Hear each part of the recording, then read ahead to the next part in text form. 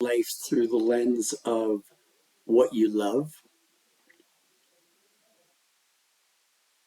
And yes, this does go to gratitude.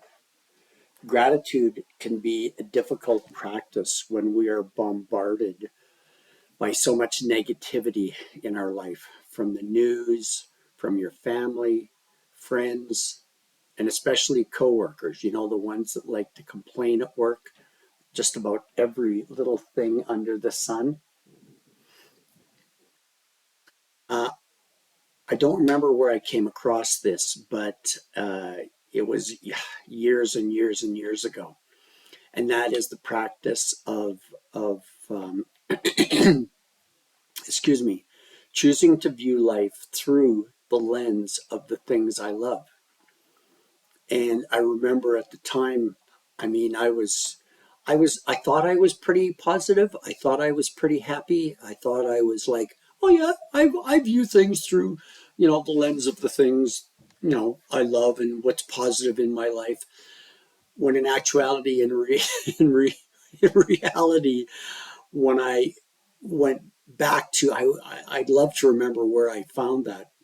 But when I went back to it and looked at it again, because just something in the background, just it just kept niggling at the back of my imagination.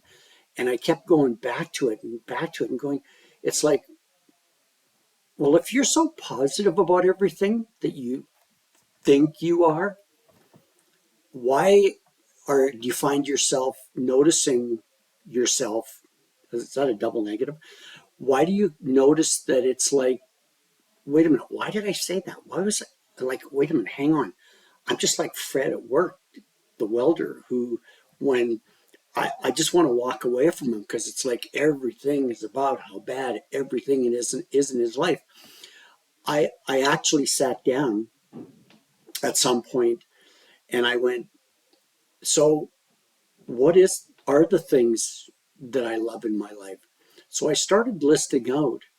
It was hard at first because I'm going, like, this is really telling, because I started to notice that it was difficult, it was tough to write out the things that I found, that I loved in my life. I think I wrote down three things, and then it's like I was, wow, this is hard. So I went away, came back a few days later, and then because I just kind of let it percolate in the back of my mind, because my mom always used to say to me, bless her soul, Judson, could you find something to be grateful about? And that kept coming up in the background and ringing for me. And I thought, well, maybe I'm not as positive as I think I am. So the more I dwelt on it, the more and I'm going to do another YouTube about journaling, and how impactful journaling can be, especially after you spend 15 minutes, 10 minutes, just no phone, no telephone, no media, no TV, no family around, where you just sit for 10 minutes and just breathe and quiet your mind. And I know that's difficult, especially with this hamster wheel that I've got going around in my head all the time. Getting back to the point, I started to write down some of the things that I love. And when I started doing that, they just started to flow, like the sound of children laughing. I, think about a time when you got a little couple little 2 or 3 year olds running around and you hear them just chortling with laughter. Um, excuse me, the the sound in the fall when the leaves are they're turning and they're getting a little bit uh, the sap has gone back down the tree, and the leaves are a little bit, if you take one in your hand and you can crinkle it, you can crunch it, and it'll well, the sound of the leaves when they rattle together um, almost reminds me of the Wicked Witch of the West. Anyways, um, things that that I love. I started writing these down. I started writing down my home. I loved my home. I loved the fact that my sons would come to visit, you know, and I would I wrote down about, how much I loved my double car garage with my dad's 1929 Model A in it. After he passed, I ended up inheriting it. Totally restored, by the way.